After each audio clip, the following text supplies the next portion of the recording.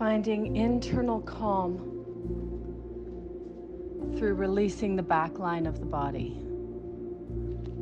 The only thing we have control of is regulating ourself, regulating our own calm, regulating our own state of being centered, being grounded.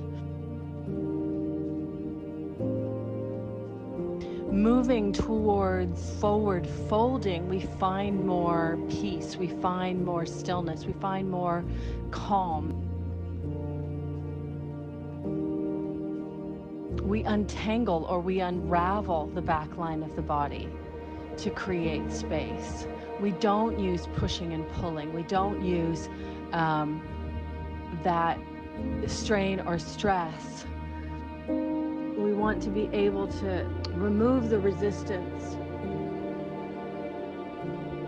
Find the breath.